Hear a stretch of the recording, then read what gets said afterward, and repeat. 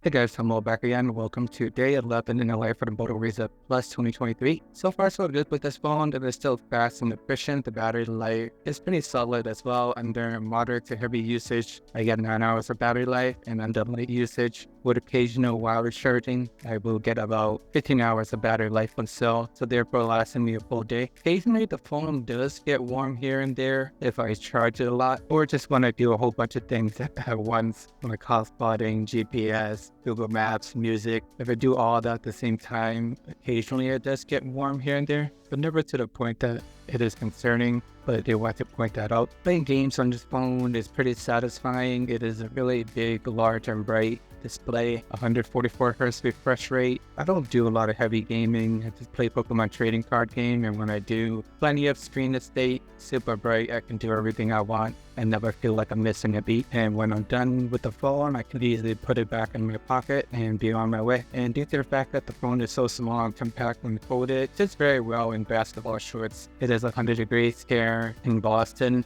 so wear long basketball shorts and never have to worry about this phone falling out, as opposed to some of those larger Ultra and Pro phones out there. Moto has never really been known for the camera, but I think this one is pretty solid. I'm currently recording this video on the Moto main camera. It's not as good as the Pixel camera, but it does enough to get by. So here's an example of what it looks like recording on the Pixel, and here's what it looks like in the Moto.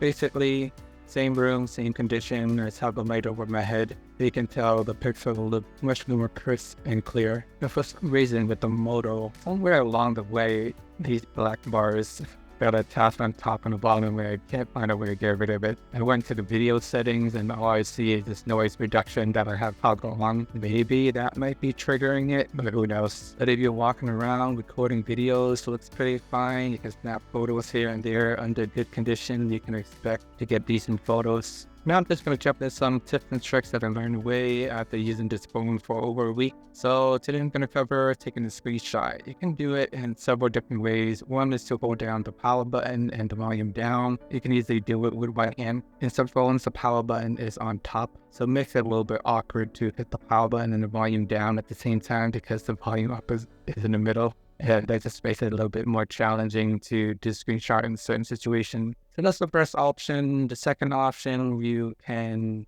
actually go into your settings and set up so that you can triple tap your phone to do the screenshot. I feel like this sounds good in theory, but whenever I do it, I'm just tapping my phone like a madman, and it's pretty difficult to activate. Sometimes I get it, sometimes I don't. So I don't think that's a very efficient way. Usually you just do the power button and volume down. That tends to work the best for me. You can also take a screenshot by putting your 3 fingers on the screen. And that'll give you a screenshot.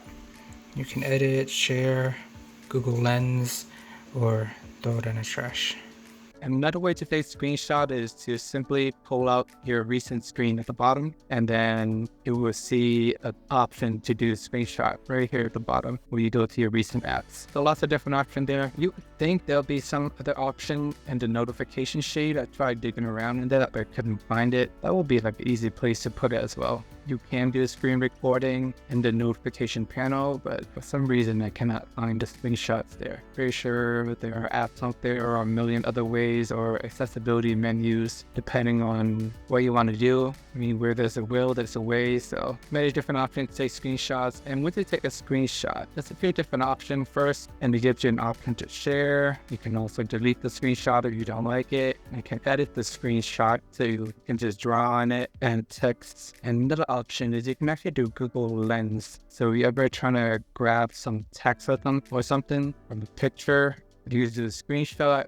You can do Google Lens and you can just grab text from Google Lens. Or you want to do some online shopping, you watch a video, someone's wearing a cool shirt, you can screenshot that through Google Lens, and that's another way to find some fashion that you like, shoes, shirt. I've actually never done that and go and purchase it that way. But there were a few times where I used the Pixel camera where it does have the lens built in. So you can snap a picture of someone's shoe and then just do a quick Google search that way. So that works pretty well. Next up on the list is the safe photo mode. This is hidden inside this Moto app. Click into this Moto here, and then there's a secure folder. It will actually just set up some pin or swiping gestures to unlock it. It basically has its own separate apps, so everything is in private mode. It has its own Chrome, photos, file managers. You can download whatever app you want specifically just in this mode, and you just add them here. And you can just download it from within this folder. So you can have two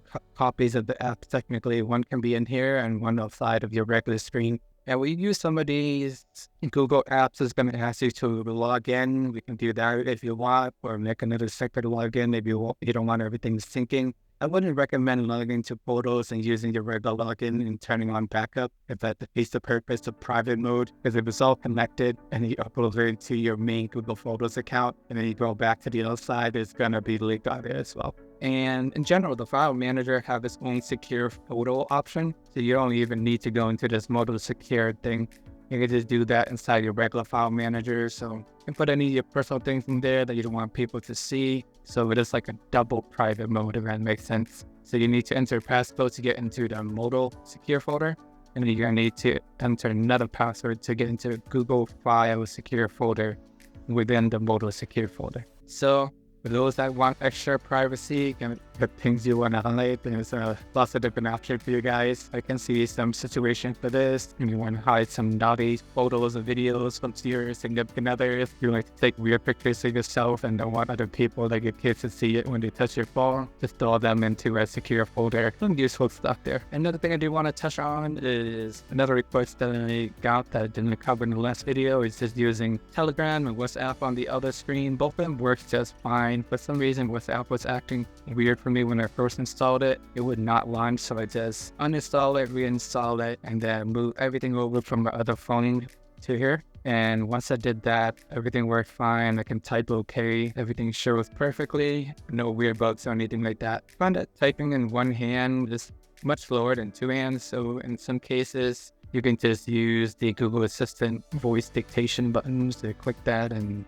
get the job done. So far, I'm still pretty happy with the Moto Razr Plus. Still learning new things every day. If there's anything else you guys want me to cover specifically, have any questions, I'll be sure to answer them in the comments, or I'll make a video out of it for you guys. But this phone's been an overall great all-around device. I would definitely recommend it to anyone looking for a new phone and want to try something new. If you haven't gotten already, just wait until Samsung announced their Z Flip 5 when you have all options. But if you already have it, I think you should just enjoy it. It's a really fun phone to use. A learning curve, but that's why you got the phone in the first place, right? You want to try something new, and so far I have learned a lot about this phone and I still really enjoy using it. Alrighty guys, thank you for watching. Remember to like and subscribe. Please check out my other daily videos if you haven't already, and see you guys over there.